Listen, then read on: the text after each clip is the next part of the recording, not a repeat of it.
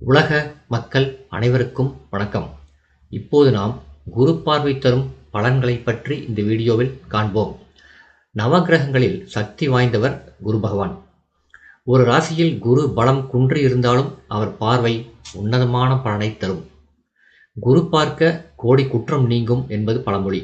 பொதுவாக குருவுக்கு 5, 7, 9 என்ற பார்வைகள் சொல்லப்பட்டிருக்கிறது. அனைத்து கிரகங்களுக்கும் 7ஆம் பார்வை உண்டு. குருவுக்கு, சனிக்கு, செவ்வாய்க்கு மட்டும் விசேஷ பார்வை பலன்கள் சொல்லப்பட்டிருக்கிறது. அந்த விசேஷ பார்வை என்பது குருவுக்கு 5ஆம் இடமும் 9ஆம் இடமும் ஆகும். குரு ஜாதகத்தில் பலம் பெற்றிருந்தாலும் பலம் குன்றி இருந்தாலும் தான் இருக்கும் இடத்திலிருந்து 5, 7, 9ஆம் இடங்களை பார்ப்பார்.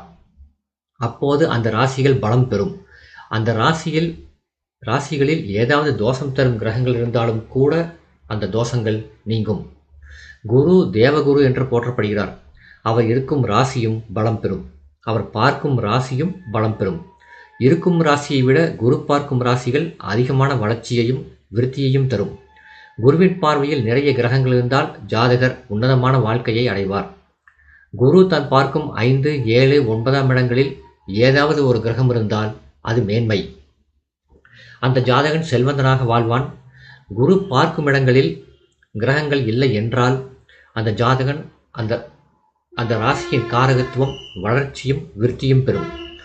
குரு ஒரு ஜாதகத்தில் தீடுபட்டிருந்தாலும் கூட அவர் பார்வை நல்ல பலன்களைத்தான் தரும்.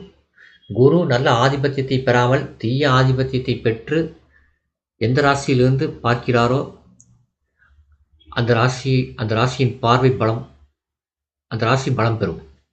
குரு லக்னத்தையோ ஜென்ம ராசியையோ பார்த்தால் அந்த ஜாதகன் யோகசாலி என்றுதான் ஜோதிட சாஸ்திரம் கூறுகிறது. சில ஜாதகங்களில் குரு ஜென்ம லக்னத்தையும் பார்ப்பார், ஜென்ம ராசியையும் பார்ப்பார். இவ்வாறான ஜாதக அமைப்பை பெற்ற ஜாதகர்கள் வாழ்வில் உன்னதமான நிலையை அடைவார்கள். மிகுந்த யோகசாலிகளாக இருப்பார்கள். ஏழ்மையான நிலையில் இருக்கும் ஒரு ஜாதகனுக்கும் குருவின் பார்வை உன்னதமான நிலையை தரும். குரு லக்னத்தையோ 4ஆம் இடத்தையோ 9ஆம் இடத்தையோ பார்த்தால் அந்த ஜாதகன் பிறந்தது முதல் உயர்ந்த செல்வந்தனாக இருப்பான். குரு பார்வை பெறும் ராசிகளில் வக்கர கிரகங்கள் இருந்தால் கூட அந்த வக்கர தோஷம் நீங்கும். குரு தான் பெற்றிருக்கும் ஆதிபத்தியத்தை பொறுத்து நல்ல பலன்களை தருவார். குரு தன் சொந்த ராசிகளான தனுசு மற்றும் மீனத்தில் அமர்ந்து பார்த்தாலோ அல்லது உச்ச வீடான கடகத்தில் அமர்ந்து பார்த்தாலோ அந்த பார்வை உயர்தரமான பார்வையாக இருக்கும். இவ்வாறு ஆட்சி மற்றும் உச்சம் பெற்று குரு பார்க்கும் பார்வை உன்னதமான பலன்களை தரும். அவர் பார்க்கும் 5, 7, 9ஆம் இடங்கள் வளர்ச்சியும் விருத்தியும் பெறும். குரு பார்க்கும் 5, 7, 9ஆம் இடங்களில் ஒவ்வொரு ராசியிலும் ஒரு கிரகம் இருக்குமானால் அந்த ஜாதகன் வாழ்க்கையில் நல்ல நிலையை அடைவான். தோஷம் தரும் அமைப்பில் அந்த கிரகங்கள் இருந்தாலும் கூட அந்த தோஷங்கள் நீங்கும். உன்னதமான செல்வத்தையும் நல்ல மதிப்பையும் மரியாதையையும் செல்வ வளத்தையும் அந்த ஜாதகனுக்கு தரும். ஆரோக்கியத்தை மேம்படுத்தும். ஆயுளை நீட்டிக்கச் செய்யும். நல்ல குடும்ப அமைப்பையும் தரும். குரு தனத்துக்கு காரகத்துவம் கொண்டவர். அதனால் பண வருவாயை பற்றி சொல்லும் 2ஆம் இடத்திலும் 11ஆம் இடத்திலும் குரு ஆட்சி பெற்று அல்லது உச்சம் பெற்று அமர்ந்தால் நல்ல பலன்கள் கிடைக்கும். காரகோ பாவனாஸ்தி என்ற பழமொழிக்கேற்ப தனக்காரகனான குரு தனஸ்தானத்திலும் லாபஸ்தானத்திலும் அமரக்கூடாது.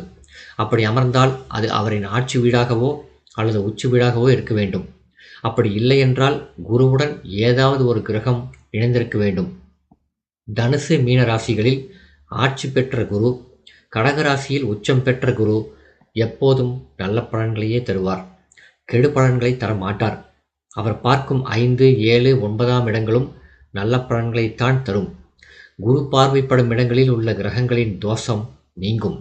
உதாரணத்துக்கு 5ஆம் இடத்தில் சனி அமர்ந்து புத்திர தோஷத்தை கொடுத்தார் என்றால் புத்திரக்காரகரான குரு தன் பார்வையால் அந்த 5ஆம் இடத்தை பார்த்தால் அந்த புத்திரஸ்தானத்தில் சனியினால் ஏற்படும் தோஷம் விலகி புத்திர பாக்கியம் ஜாதகருக்கு கிடைக்கும்.